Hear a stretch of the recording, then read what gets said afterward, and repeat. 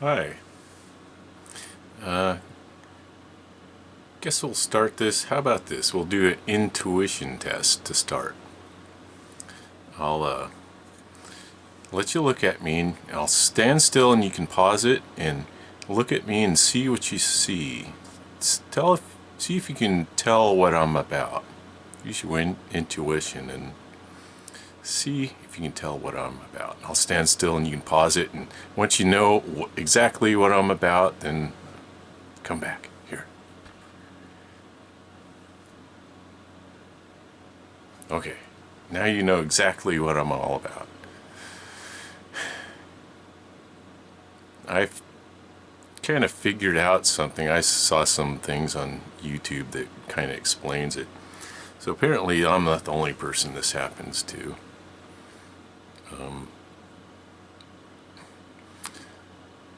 Seems that I act as a mirror to a lot of people. It's not something I do, it's just something I am. You know, it's happened to me my whole life, and it kind of freaks me out, because the only way to explain it is like some people just seem to come unglued. It's like the water boils and the lid flies off and they just let everything out. You know, and a lot of times the people don't understand it. You know, it's like they're negative, all the negative in them they project onto me. So I'm just kind of try to deal with it. The thing about this is it's a way to heal people. Kind of extreme for me. I didn't really understand it till recently. I saw some things that on YouTube that explain this. It's what they call it is like a super empath. And there's other website that calls it what the Indians would call it a heyoka, Heyoka. I don't think I'm one of those. It's similar though, similar principle. But yeah, I've had my whole life. I've had people just despise me, and I don't understand why. You know, I kind of do now. You know, if a person's introspective enough to realize kind of what they're doing, I can help people like that, or they can help themselves, really. But other people, they just, like my dad, he just hated me. He couldn't help him. He couldn't help himself. And like some of my other siblings, they just hate me. I guess, I don't know. They just, whatever.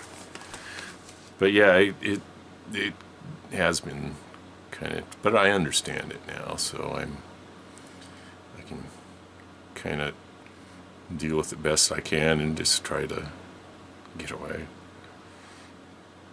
But, and the reason I'm making this, because I've always known that there's something great, I've something greater than what we see here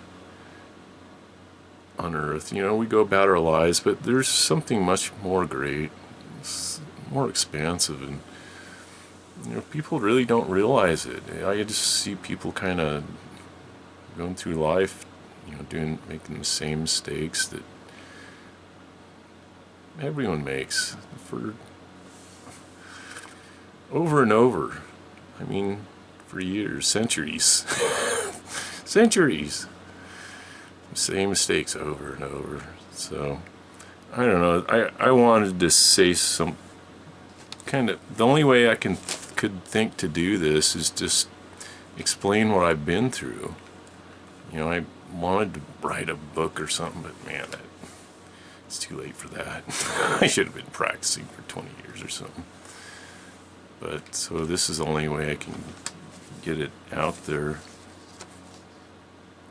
Now, I hope it just explains that this is the only way I can think to explain how beautiful and special everything is that people kind of ignore. So You know, but I had a lot of help. You know, I was being guided. I had the most wonderful mother in the world. And,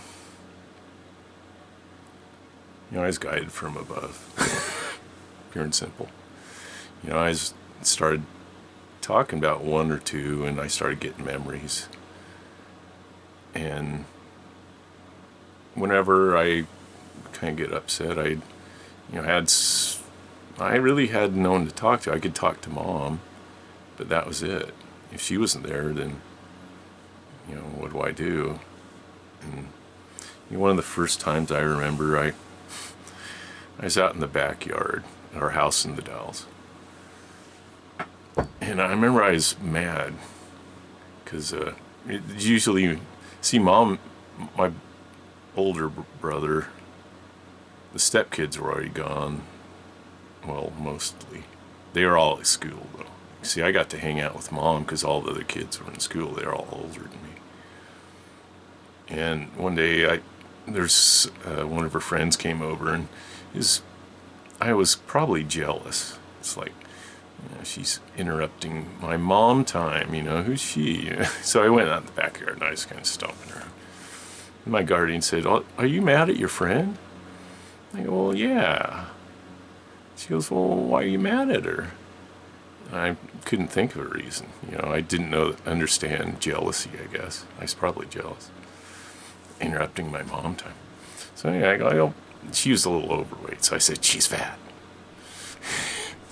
She goes, "Well, you know, it's not her fault she's like that. She's a really nice person. She works really hard at it. And, you know, she likes your mom a lot, and your mom likes her. And, you know, I bet if you went in there and you talked to her and got to know her, you'd probably like her too." I thought, well, you know what? Makes sense. So that's what I did. You know, she was right. She was nice. You know, that might have been Aunt Edna. I wonder if it was. I don't remember. But she was the sweetest person, too. We called her Aunt Edna, but she wasn't a blood relation, but she was the closest to anyone in that family. She was really sweet. And, she, you know, she talked to me occasionally, you know.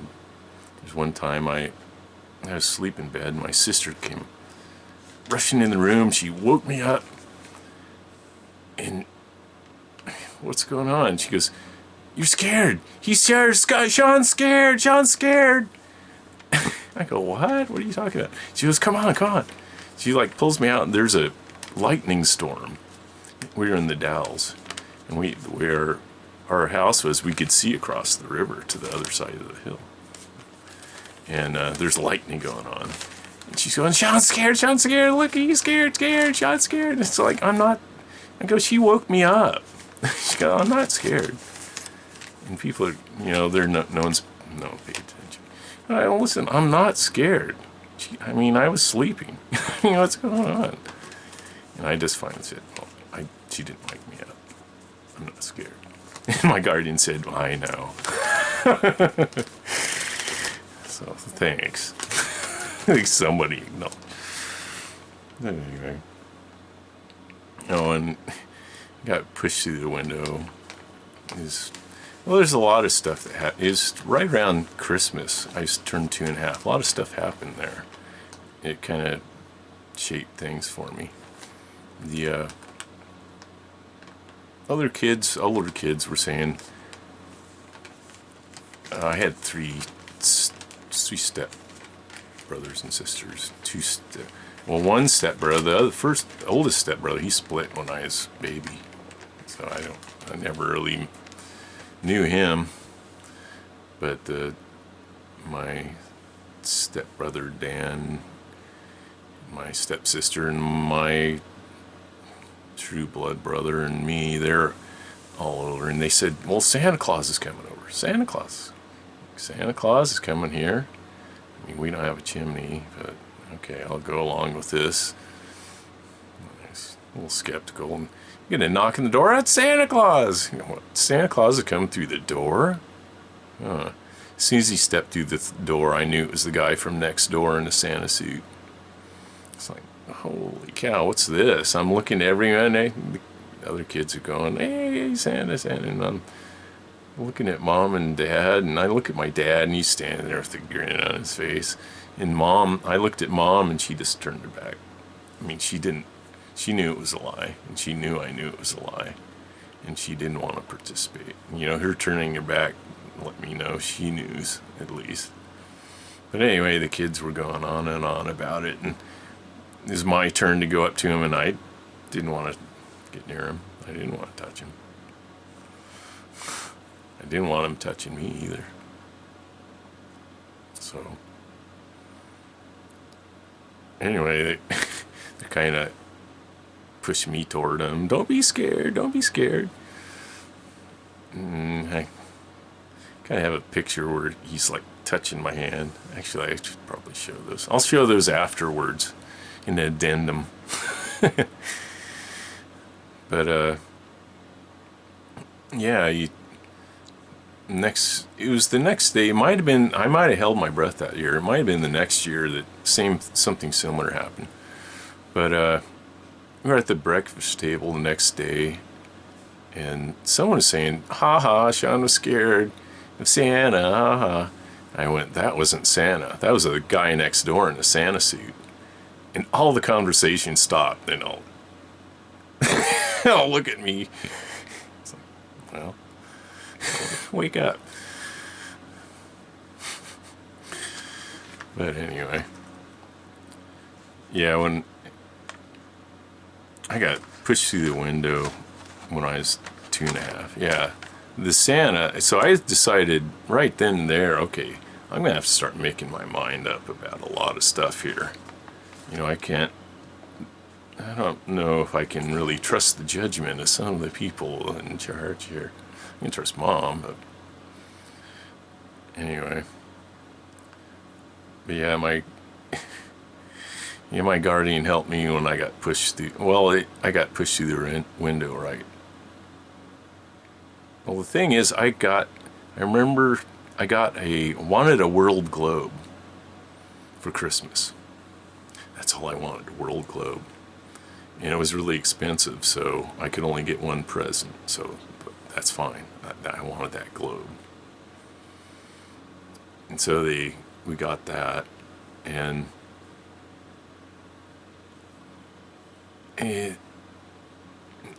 remember my brother was spinning. It was a really nice one too.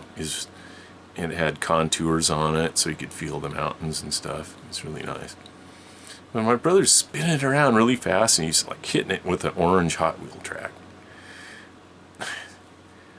And I just went, stop. Stop. Stop! I mean, I was 3 and he was 9, but, you know, he's like twice as big. But I just blindsided him. Like when a quarterback throws the ball and he's just standing there and someone hits him from the side. That's kind of what I did. And I knocked him to the ground, and it just stunned everyone. To that point, I had been the happiest little kid anyone had ever seen. And, you know, I just hugged the world and said, no, you're supposed to protect it. So, that's my goal. But I think it was right after that my brother had his sled on the porch. You know, it snowed. We were snowed really heavily. And, you know, him and his friends have been going up and down the hill all day. And it looked so fun. I just went out. I got all my clothes on. I said, please, can I take it for one run? Just one. Just one, please. I'll do it myself. You don't have to carry it up. He's like, no, go away, go away. He's getting really angry. Go away, get away, get away. And finally, he just shoved the sled into my knees. And we're up. So we had the biggest, thinnest pane of glass ever. It was specially made for that house, apparently. Specially made and chipped, and because it was huge. I mean, it was only, the sill was only like 6 inches off the floor, and it kind of went to as far up as going. It was wide, because it had to be that big to see the 3 mountains. You get right in the corner and you could see Mount Hood. Anytime someone got near that window, Dad would go, "Get away from that window, it breaks. We'll never find one to replace it." And he was right. They had to find the next 2 biggest one and then build a frame around it. But anyway, when I hit that glass, I kind of spread my arms out, and I heard that snap, and I said, "Uh-oh." And my guardian goes, "Cover your head, curl up in a ball. Cover your head, curl up in a ball. Cover your head, curl up in a ball." She just said it really calm. And, said it like 3 times in 1/10 of a second. And as soon as I went through, the next thing I remember, I'm laying on the ground, curled up in a ball. Glass, and once the glass stopped falling, it's like, okay, I'm still here, and the parents rush over. It's like, see, I was upset that I was going to get blamed for breaking that glass. It's like, oh, well, their dad's yelling about that for my whole life. I said, "And he pushed me. It was an accident." Yeah. But anyway, and next time that really stood out, I think it was my brother's birthday. See, I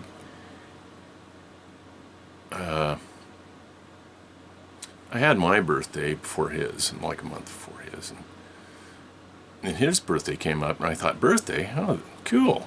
See, I didn't understand a year.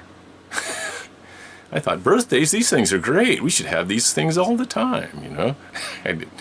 Anyway, so he had a birthday, and all the attention's going to him. I thought, well, this birthday thing sucks. I didn't really understand, so I kind of got upset, and I went outside and went to our car, and I had a toy in the back seat. It's like my favorite toy, and it was plastic, and it melted it was in the sun, so it melted in the car, and I was like, my guardian angel goes, "Are you mad at your brother?" I go, "Well, yeah, these birthday things suck." Well, I didn't say suck. Well, I thought this was a birthday, She goes, "Well, you had your birthday. This is your brother's birthday." And so it's it's different. I mean, you wouldn't want your brother being mad on your birthday, would you? I said, "No. Well, maybe you shouldn't be mad on his." I go, you're right. That's right. So, and I did. I went I understood then. Just the thing about it, when she would talk, it just sounded so much like Mom. I remember that time I was in the backyard. I was just, after she talked to me a bit, I was just thinking, how is Mom doing that? That's, wow, it just sounds, but it was like having Mom without Mom, and my guardian angel knew more, so it was different. And the next time she helped me is, we were going somewhere, and when we were going somewhere, I just get all my toys, and I'd go into there's a Barracuda. It's like a big station wagon. So the thing about it had a big window on the back. So I just get all my toys and just go into the cargo area in the very back. It's behind the back seat. And we were going, so I got all my stuff, and I put them back there, and I was just sitting back there playing, waiting for everyone to get ready. I had my foot in the slot where the back seat would fold down. My foot was in the slot. My brother gets on the other side. He looks at me. He looks at my foot. I look at my foot. I look at him. He looks at me. He gets the meanest look in his face. And he just, I was screaming. As soon as I saw that face, I was just screaming. And my guardian said, "Don't pull your foot out. You could cut off your toes." push it in as far as you can. And she said that, I mean, again, it's like 1/10 of a second. I just go, okay. And it didn't have enough room to really get some speed going, so it, it hurt like heck, but, it didn't really do a lot of damage, thankfully. And, the next time I remember really stood out, her talking to me, it was, oh man, I think we'd moved to Kaiser by then.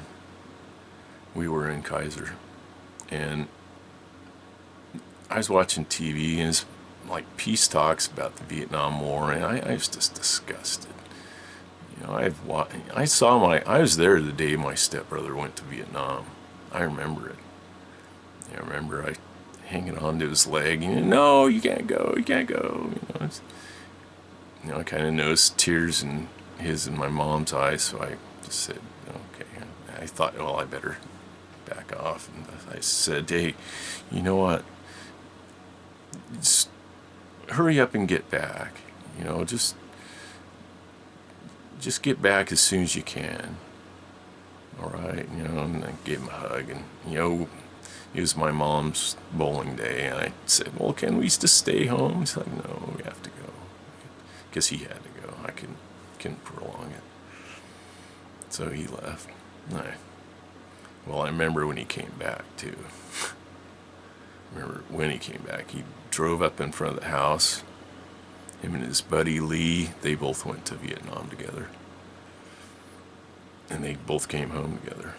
And Lee was driving, parked in front of the house, and brother threw open the passenger door, and there's a little wall, and he hopped over that wall, and Mom was standing up there, and he ran across the yard and up the little flight of steps and gave Mom a big hug, and they were hugging and crying, and we were like, yeah, he's home, woo, happiest day of my young little life. And at night he took 1,000. He documented everything, took pictures of everything, and it was pretty gory. And he was showing the pictures that night, and I wanted to sit by him, because I just wanted to sit by him. And my mom saw me there, and she goes, I'm not supposed to be looking at this. I go, I know. She came over and saw me and grabbed me and took me by the hand and took me in the hall. She goes, you're not supposed to be looking at this. I just go, I know, I just want to sit by him. She goes, okay, well, don't look. It's like, okay. I did look a couple times. Probably shouldn't. But anyway. But I just wanted to sit by him. They kept watching, so I went to bed. Next thing I know, I heard people fighting. I heard screaming. And I go out, and there's a crowd outside, and I go outside, and my dad he said, I guess this is the way it happened. He said, well, you're a man now. Let's go out and get a drink. So we went to the bar, and my dad got raging drunk like he usually does, and picked a fight with my stepbrother. And my stepbrother, he'd come back from Vietnam. He knew how to drink and fight, and he wasn't drunk. So he got him down on the ground, got my dad's arm behind his back, and every time he tried to let him up, my dad tried to start fighting him again. And we were all just screaming, just stop. I was screaming my lungs out, just stop. And the guy next door was going, what's going on? And someone should have called. Why no one ever called the cops and those things, I don't know. But anyway, I guess finally, I think he got his arm broke too, his forearm. But anyway, we're in the house, and Dad just was repeating, he comes back, I'm gonna have to kill him. I'll have to kill him. Comes back, I'll have to kill him. I'll have to kill him. Comes back, I'll have to kill him. I'll have to kill him. I'm gonna kill him if he comes back. He just kept repeating this over and over and over. So anyway, and later that night, Danny, he woke me up. It must have been really late. He goes, "Hey, bud, I'm gonna have to be away for a while. I just want you to know I really care about you and love you. But I just, why do you have to go away?" He goes, "Well, it's just the way it is. It's so." But that's that's the kind of thing about my dad. Anyone that took the spotlight away from him, he couldn't have that. His narcissism level was through the roof. That's why we didn't have a pet until we got to Kaiser. He didn't want to share the spotlight. But anyway, yeah, I was just disgusted with the whole Vietnam War and fighting. I was watching that on TV, and I asked my guide, when is this going to change? This is ridiculous. This place is ridiculous. And I knew she was there, and there's a hesitation, which is kind of new, because, you usually answered right away. And then she said 2020. I went, 2020? I'll never make it that far. You gotta be kidding me. Oh, my goodness. So great, 2020. So here we are.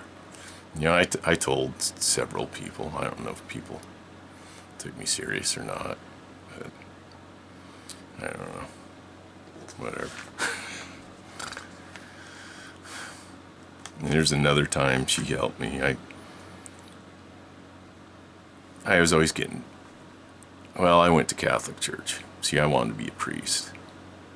That's what I usually did. Now, when I was a little kid, priest, that's what I do. That's what I am. That's my normal job here. So I was excited to go to Catholic school. But, I don't know. I asked questions. It's like I wasn't disputing anything they said. I just had questions like, who's God? And the head priest didn't like that. He didn't want to talk theology with a 6-year-old. I just had questions. At one point, he is in my face, screaming at me, "Aren't you afraid of going to hell?" I said, "No." He goes, "Well, you're going to go to hell." It's like, no, I'm not. It's like, wow, what's with this guy? He's the sort of priest I'm used to. And, but, I didn't take it serious. I thought, every time I saw him, I thought he was an alcoholic. I knew what an alcoholic was. You come in once a week and say something to the class, and we all go, "Hey, I thought, Father." He'd say something, they'd leave, and then we wouldn't see him for another week. But yeah, he looked like an alcoholic every time. He had the eyes, it was kind of, foggy. So I didn't take it personal. But I remember after he said that, I was looking at that. Yeah. The nun standing there. She's just standing there sideways, kind of looking at me really stern. I just kind of exploring her eyes. I just thought, is there any maternal instinct in you at all? I just kind of looking, hoping. I did see a little sparkle there for a little bit, but I don't know, maybe there's something to work with there. I don't know. And kids would fight me all the time too. The staff hated me, and so I became fair game for the students too, I guess. One day in first grade, 3 kids just came stomping. They were looking right at me, just came stomping right for me. 3 third graders. I was first grade. But I was pretty big. I was usually one of the bigger kids in my class. And, I was athletic too, so athletic family. So I just pushed them away. But when they were walking over, I see my brother looking at me. I'm going, "Hey, maybe you'll help me." And they're getting closer. No, not going to help me.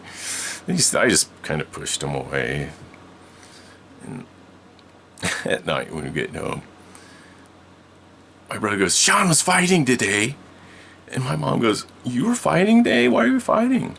I said, "I don't know. They just came up and started hitting me." And my mom goes, "Well, did you help your brother?" And she goes, "No." He goes, "No, he was fighting. Sean was fighting. Sean's fighting." He wanted me to get in trouble for fighting, I guess. Anyway, the you know, we went from that school. You know, there's another thing.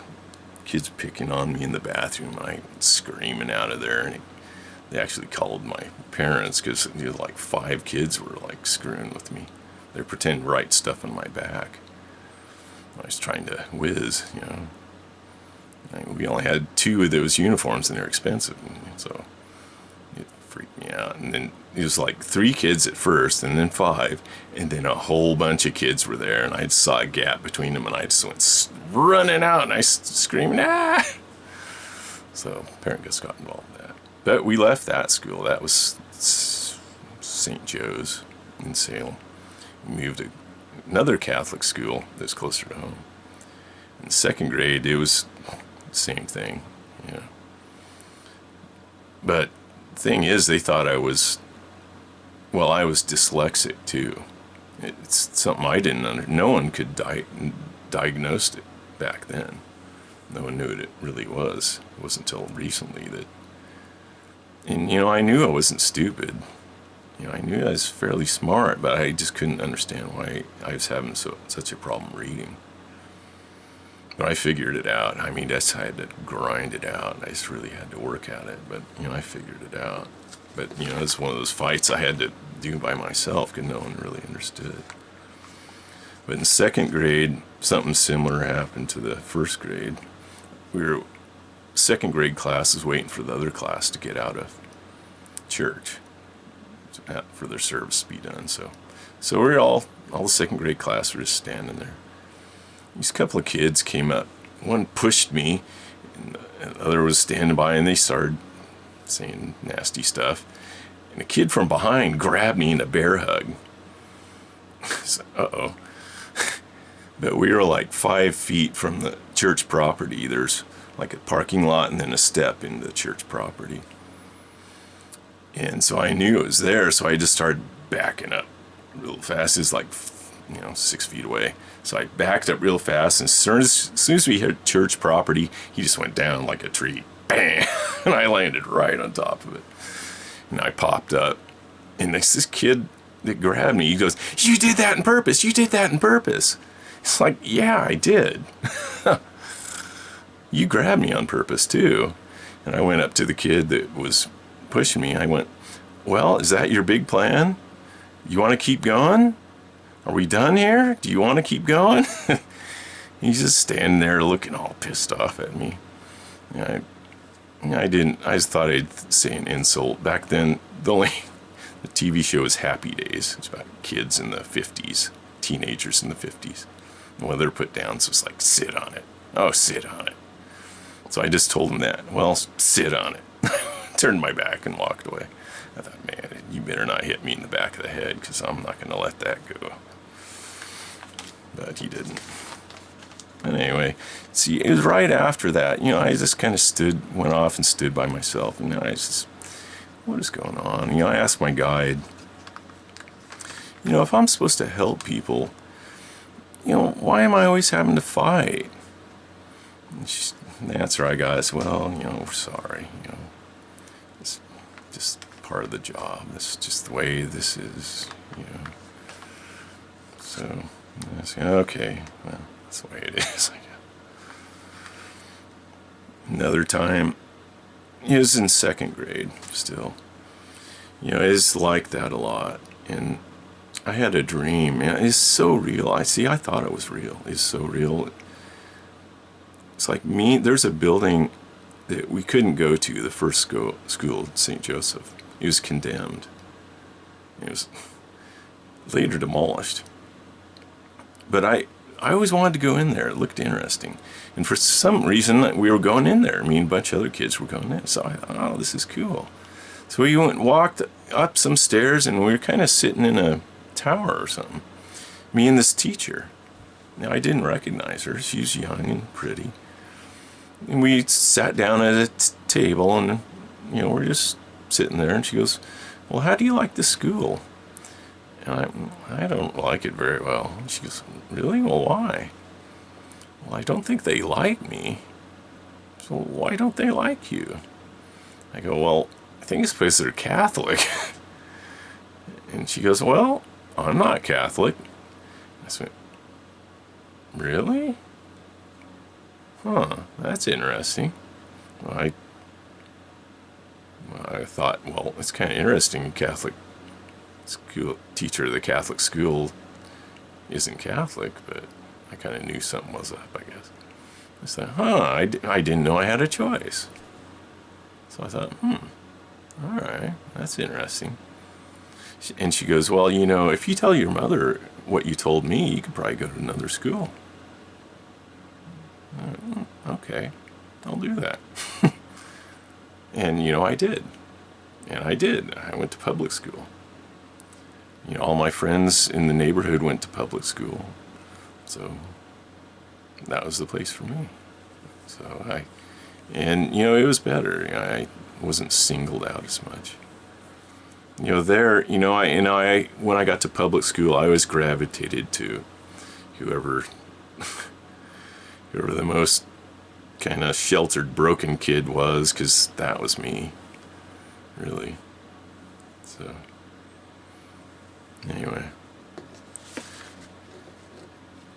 I guess it continued. It helped me a lot over the years. I can't remember how many times. But the ones when I drove motorcycle, that saved my life.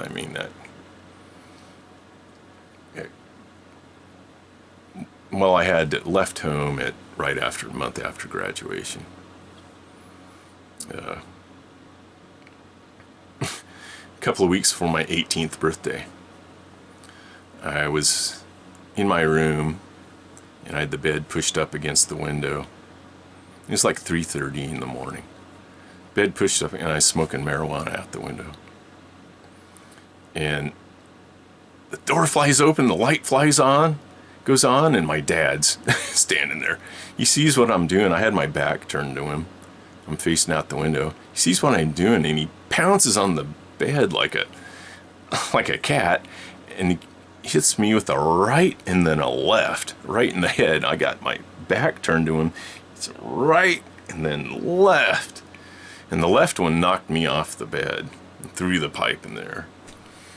It was out and nothing burning. I kind of hit and rolled up, and I just staring at him. It's like, you want to continue this? Do you want to come down here? Because if you come down here, I see you now. It's going to get real then. But he just stood there, and I stood looking at him. He's looking at me, and I kind of looked at some of the ash on the bed, and he looks at the ash too, and he goes, "Look what you did!" I got ash on the bed. So I go, okay, we're done here. So I stood up. I didn't say anything leaving. I stood up, got some clothes, put them in my gym bag. And Mom had woke up at this point, and she was freaked out. She's going, "What's going on?" And my dad said, "Well, you don't have to leave. Don't have to leave." So I put clothes in my gym bag, got my 10-speed bike, and got my bike, and Mom was frantic. Dad was like, "Well, you don't have to leave. You can come back." So the only thing I said, I got my 10-speed and rode away. I go, "Next time, I'm going to hit you back." That's all I said. And so I needed a place to live, I needed a job, and I needed a vehicle right then.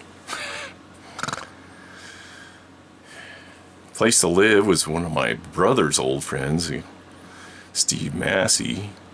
I'd end up involved with him for decades. I ended up working for his father in a hazelnut farm, 20 years.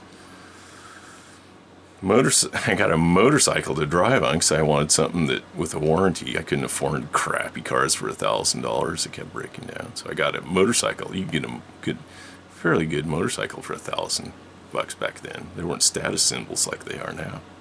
Only hoodlums drove motorcycles back then. So, and then I got a job at the Norpac Foods, biggest employer in the summer in the state. They process broccoli, cauliflower, corn, beans. Worked there for 12 years. So anyway, but yeah, driving the motorcycle, that was motorcycle in Oregon. during the summers, every day is very dangerous. During the winter, I mean, 365 days a year, I mean, nobody does that. I did that for 3 years straight. I don't know that many people can do that or have done that. I was driving through Salem. Salem sucks for drivers too. But yeah, it's like I had my guardian sitting on my shoulder. Because, I mean, necessity is the mother of invention, and I needed the help, you know. I think maybe that's what it was all this time. I needed all this help, so I had to have something. I had a lot of stuff. You have a lot of stuff against me. If you ask, you get help. So, so maybe that's what it was. But yeah, I remember one time I was turning from Wheatland Road to River Road. It's a steep incline. And the guy who was making the turn behind me is right behind me. And I thought, that's one thing that bugged me. Because I could do things I could look ahead of me, I could see stuff, but stuff behind me, I couldn't do much about that. So he was right behind me, so I just went ripping up the hill. It's like, put some distance behind him. And I was going to plan to take a sharp left turn down a hill. I remember you could get going downhill and get a lot of G-forces. But as I was racing up that hill, my guardian goes, you know what happens when you drive angry? So I was like, okay. So I slowed down. You're going kind of fast, aren't you? It's like, all right. You're still going kind of fast. You're going kind of fast, aren't you? You're still going a little fast. So I'm slowing down. I'm going like, I go, what do you want me to do? I actually said, what do you want me to do? Stop? I'm going like maybe 5 miles an hour. And I learned a valuable lesson. If it hasn't rained for a while and you get a little bit of rain out, it makes roads slick as snot. I mean, it's just like ice. I mean, in a car you might not notice, but in a motorcycle you do. And as soon as I made that turn and my front wheel hit that painted line, the center line, my front wheel just shot right out from under me. And I went straight down, right on my side of my shoulder. Bam! It's, whoa. I mean, if I had been going any faster, it would have been really bad. As it was, I took like a silver dollar chunk out of my shoulder and my collarbone fell off. I mean, it fell off for a long time. For a month. It felt kind of like crooked, It's like any faster and I would have messed up my collarbone. But that saved my bacon there. And I remember one time I was just kind of tooling around and, watch out for the black cat. Turn the corner, black cat goes running. Okay, yeah, okay, thanks. Got it. Black cat. And there's another time, it happened a lot with the motorcycle. I remember I was coming off, I worked graveyard at NORPAC and coming home about midnight. And I was thinking, well, should I go and get something at the store or should I just go home? I want to go into the store. So I was talking to the guy there, and I went there a lot, and so I went back home. And when I was coming home on the highway about, a quarter mile from where I lived, we lived on Dallas Highway, and saw these things in the road. There's a couple flares and all these lumps in the road. I thought, what is this? And there's cars parked in different places, car parked in me and car parked inside. Went and I looked, and it was cows. A bunch of cows had got loose in the road. I had just missed it. It was just before. I mean, if I had been rolling through there on a motorcycle, cow versus motorcycle, I wouldn't do very well in that confrontation. But there's another interesting time. I kind of disobeyed my guardian this time. I was in a hurry to get home. I drive my Geo Metro this time. And I came up to a Highland Road. It's like 2 blocks from the second Catholic school I went to. I was on Cherry. Cherry used to go all the way to Highland back then. It's kind of blocked off now. But I came up from Cherry to Highland, the T intersection. And we both came up about the same time. My guardian said, let the bus go. I thought, I'm looking at the bus driver, he's looking at me, and I thought, I don't want to get behind the bus. Screw this. And the bus driver's kind of waiting for me. So I just went. As soon as I got ahead of the bus, I thought, oh, this doesn't seem like a good idea to me. I thought, well, I could turn, but that's kind of, there's one side street I could have turned. I could, don't be stupid, So I went up, I was just being real careful. I went up to the stoplight, and this is one of the worst stoplights in Salem. It's Fairgrounds and Silverton and Highland, and it's odd angles, and there's railroad tracks. So, I mean, if you've never been through that intersection, it might, it's a weird, things are coming from odd angles too, so it makes it kind of strange. But as I got up there's an old guy standing there on the sidewalk. I was going to make a right-hand turn, and there's a group of people with him. And I thought, oh, okay, I got to keep an eye on him, but I thought there's a group of people there. So they looked together, so I thought, well, should be kind of okay. So I'm looking left to get a gap, and you turn on right with, if you get an opening. So now I was just waiting. I get an opening. I'm about to start ready to go, and this guy like falls on my hood. Clunk. I see him fall. And I said, holy God in heaven. So I threw it in neutral, took off my seatbelt, and jumped out of the car. And when I jumped in front of him, and I put my hand out like I was Superman or something. Like he's gonna stop any car that comes. I'm just gonna stop. I got in front of him, and he wasn't close to traffic. I mean, he was several feet away. He was still in the crosswalk. But I just bent down and kind of got over, talked to him. He goes, my umbrella, I want my umbrella, give me my umbrella. So that's like, I got him, grabbed his umbrella, and he says, okay, just drag me over to the sidewalk and I'll be okay. It's like, no, we're gonna wait. I waited, and the bus saw, and a bus was behind me. It was a whole bit, and a girl saw what happened. I guess she said it's like you just fell right on top of your car. I don't even know if I moved. I might have moved a half inch, a quarter inch, I don't know.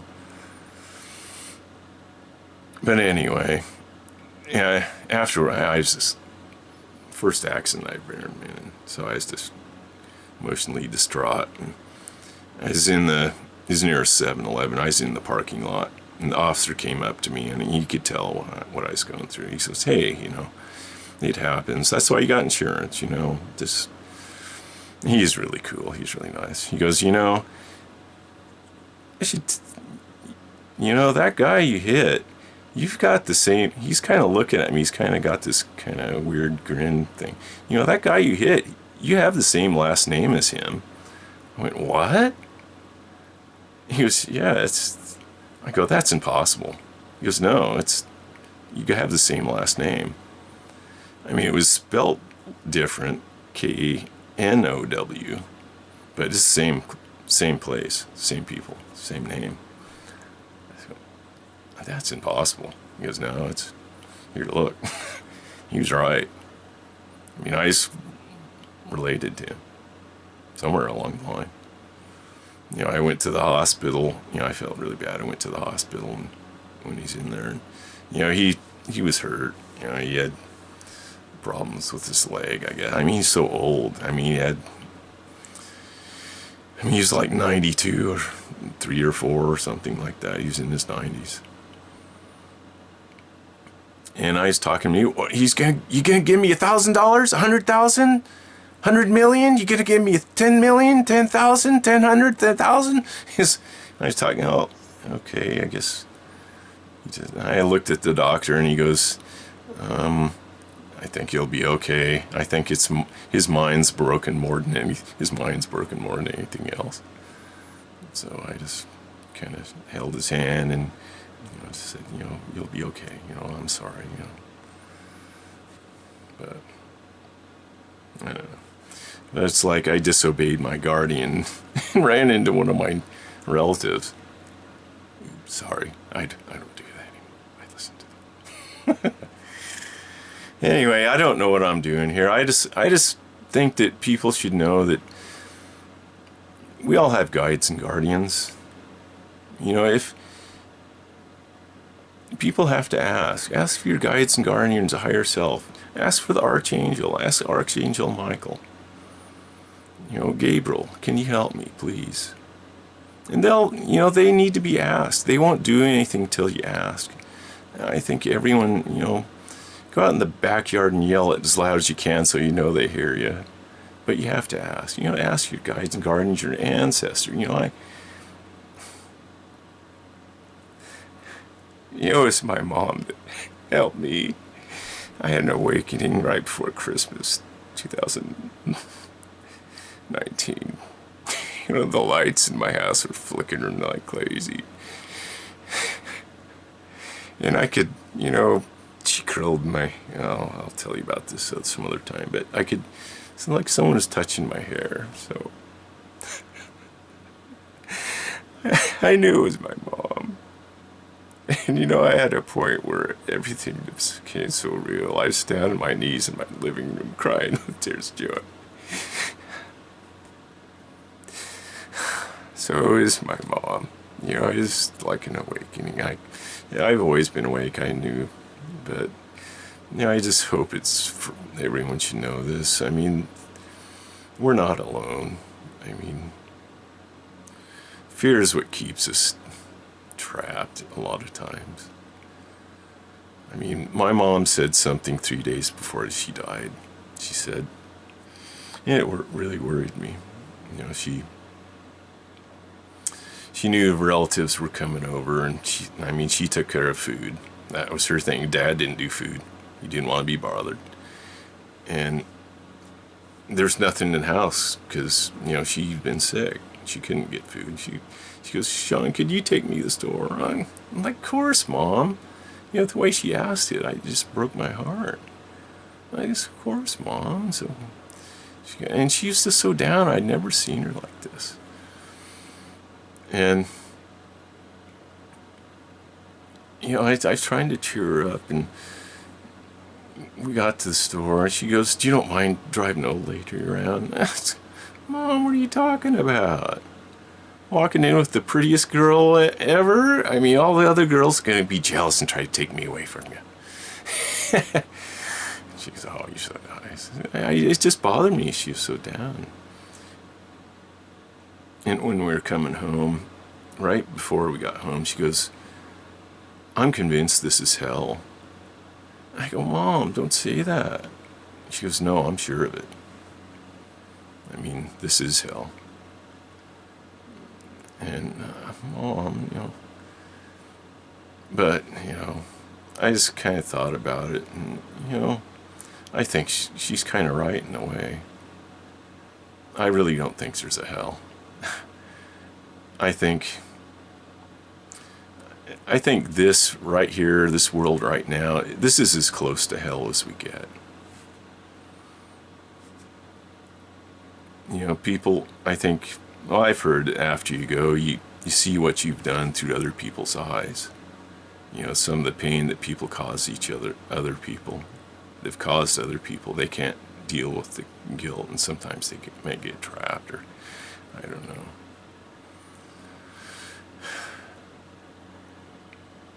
But, you know, the world, I don't know.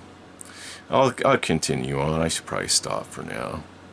But I think if Mom would know, if anyone knew, if this was, that's the point. It doesn't have to be hell. I mean, if all the people just realize there's something greater, and, you know, just be kind to each other. And we're all connected. Everything. We're connected to Mother Earth, and all the plants and animals too. We're all in this together. So anyway, maybe I'll continue on with these. Only people I can talk to, I gotta have to be spiritual people that I pay money to. It's like no one wants to talk to me about stuff like this. So I'm just going to put it out there, and if people want to see it, that's great. And if it helps them, that's the point. You know, so anyway. See you later. Maybe I'll see you later. Anyway, bye.